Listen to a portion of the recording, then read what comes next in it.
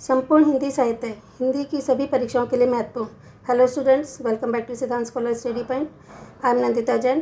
क्या आप लोग भी UGC NET, JRF, CUET, CLAT, SSC, UPSC, PCS, TET, CTET, BEd, bank, railway, sub inspector या फिर कोई अदर कॉम्पिटिटिव एग्ज़ाम्स, इसके साथ साथ अगर आप हिंदी विषय से ग्रेजुएशन या पोस्ट ग्रेजुएशन कर रहे हैं तो ये वीडियो आपके लिए बहुत ही इंपॉर्टेंट होने वाली है, क्योंकि हमारी संपूर्ण हिंदी साहित्य की सीरीज़ में आज हम पाठ्यक्रम को विश्लेषित करेंगे, मीन्स सिलेबस का एनालाइज करेंगे और फिर अगली वीडियो से इसको पढ़ना आरंभ करेंगे। तो पहले हम देख लेते हैं कि हिंदी साहित्य में हम क्या क्या पढ़ने वाले हैं। तो इसमें टोटल 10 यूनिट हैं और हर एक यूनिट अपने आप में बहुत ही इम्पॉर्टेंट है। तो हम यूनिट्स पढ़ लेते हैं, इसकी डिटेल नहीं पढ़ेंगे क्योंकि वीडियो बहुत लंबी हो जाएगी। अगर आप पढ़ना चाहते हैं तो मैं स्क्रॉल करूँगी, तो आप धीरे धीरे पढ़ते रहिएगा कि इसमें क्या क्या विषय हम पढ़ेंगे। विषय मतलब क्या क्या हम टॉपिक्स पढ़ेंगे। तो पहली इकाई है हिंदी भाषा और उसका विकास। ठीक है, तो इसमें हिंदी भाषा और उसके विकास से कनेक्टेड जो भी टॉपिक्स आएंगे हम ये सब पढ़ेंगे। थोड़ी सी व्याकरण तो इसी पहली इकाई में आ जाएगी, लेकिन कॉम्पिटिटिव एग्ज़ाम्स में बहुत ज़्यादा व्याकरण आती है, तो व्याकरण की सीरीज़ भी हम बाद में स्टार्ट करेंगे। सेकेंड यूनिट होगी हमारी हिंदी साहित्य का इतिहास। तो इसमें सारा कि किस तरह से हमारा हिंदी साहित्य स्टार्ट हुआ था, ठीक है, और उसकी पद्धतियाँ क्या हैं, नामकरण, काल विभाजन और जो प्रमुख साहित्य हैं उसके बारे में पढ़ेंगे, चाहे वो आदिकाल हो, सिद्ध या नाथ साहित्य हो, अमीर खुसरो की हिंदी कविता, विद्यापति आदि के, और पदावलियाँ हो गई और लौकिक साहित्य हो गया।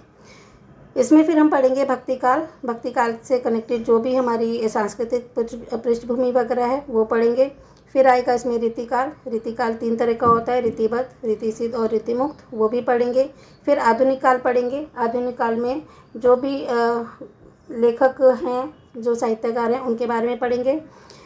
तो 2 यूनिट के बाद तीसरी यूनिट आती है साहित्य शास्त्र की। इसे काव्य शास्त्र भी कहा जाता है। तो इसमें सारा कविताओं से संबंधित होता है।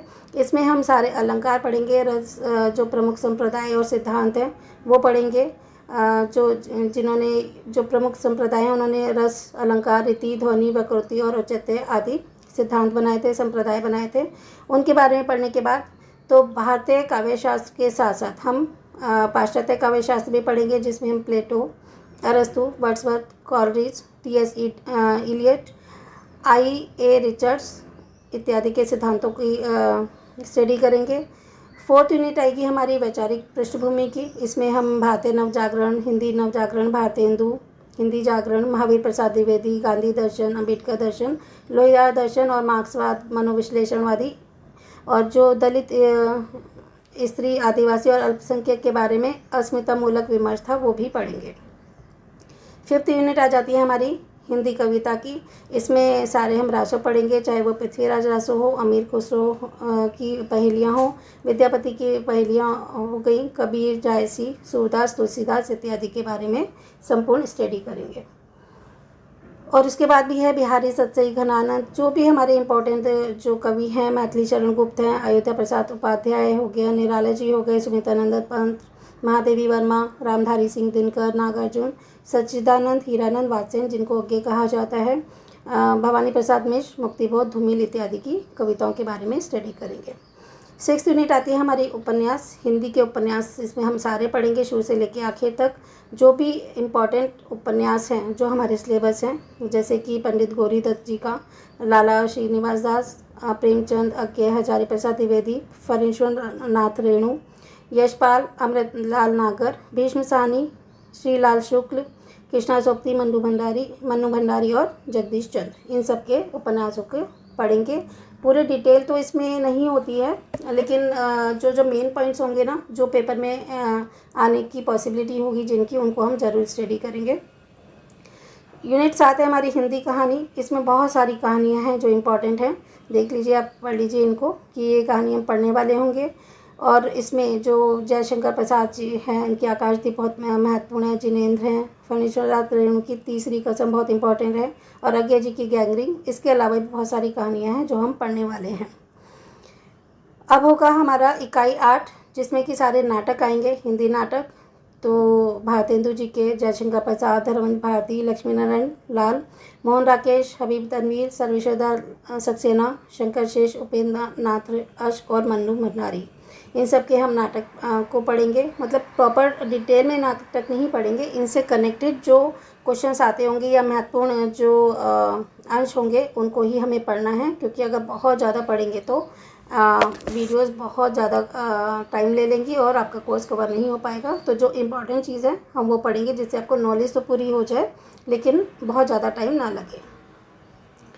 यूनिट 9 है हमारी हिंदी निबंध की। इसमें सारे निबंध जैसे भारतेंदु जी का, प्रताप नारायण मिश्र, बालकृष्ण भट्ट, रामचंद्र शुक्ल, हजारी प्रसाद द्विवेदी, विद्यानिवास मिश्र, अध्यापक पूनम सिंह, कुबेरनाथ राय, विवेकी राय और नामन सिंह को बारे में स्टडी करेंगे। इन्होंने कौन कौन से निबंध लिखे, कब लिखे, किनको कौन सा पुरस्कार मिला, क्योंकि सारी हम ये भी डिटेल में पढ़ेंगे कब क्या था, किसको पुरस्कार मिला, कब मिला, किस लिए मिला, ठीक है। और किस किस को कोई कोई ऐसे साहित्यकार हैं जिनको कहानी में, उपन्यास में, निबंध में सभी को पुरस्कार मिले हुए हैं, तो उनके पूरे चार्ट्स हैं वो सारे डिटेल में स्टडी करेंगे। सारे चार्ट्स आपको कराए जाएंगे। कोई भी चीज़ ऐसी नहीं होगी जो आपको पेपर में आनी हो और हमारे चैनल पे ना कराई जाए। टाइम ज़रूर लगेगा लेकिन हम करेंगे ज़रूर। अपनी तरफ से पूरी कोशिश रहेगी हमारी कि पूरा कोर्स कवर कराया जाए।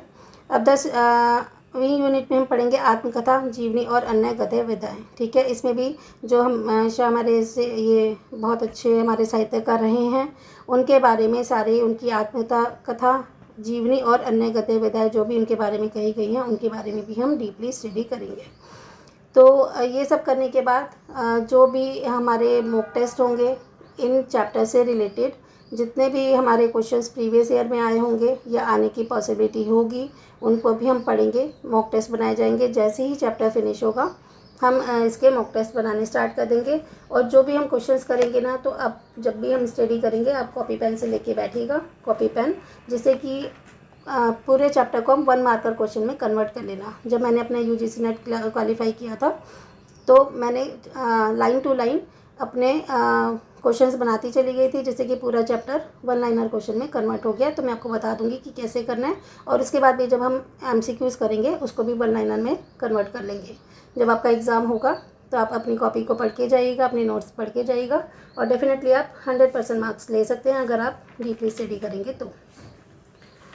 और इसके अलावा हम जो पढ़ने वाले हैं, इसमें जो हमारे चार्ट्स हैं उसको भी देखेंगे कि एक एक चार्ट को हम एक एक वीडियो में कन्वर्ट करेंगे, और उनके ईयर, जो इम्पोर्टेंट ईयर्स होंगे और भी बहुत सी सारी चीज़ें जो नोट करने वाली होंगी, हम साइड बाई साइड उसको नोट करते चलेंगे। तो ये टोटल जो हिंदी का हमारा सिलेबस है ना, तो यूनिट तो हैं 10 और इनके जो चैप्टर्स हैं ना वो 20 चैप्टर में कन्वर्ट किए हुए हैं, ठीक है। तो चैप्टर का नाम आपको बता देती हूँ मैं।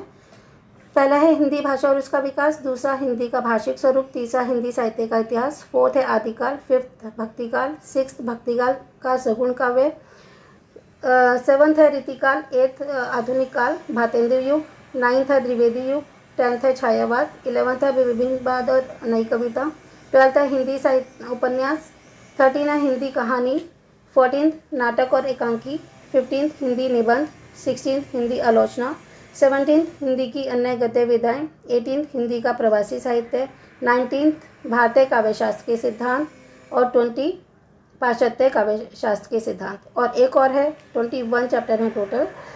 ये है वैचारिक पृष्ठभूमि। तो इसमें आपका संपूर्ण हिंदी साहित्य कवर हो जाएगा, चाहे वो स्कूल के स्टूडेंट्स हों, कॉलेजिएट हों या फिर कॉम्पिटिटिव एग्ज़ाम देने वाले हों, सभी के लिए बहुत महत्वपूर्ण है। तो अगर आपको वीडियो पसंद आई है तो आप इसे लाइक, शेयर और सब्सक्राइब कर सकते हैं, और बेल आइकन को भी प्रेस कर सकते हैं, जिससे कि मेरी डेली अपकमिंग वीडियोज़ आपको टाइम पे मिलती रहे। चलिए मिलते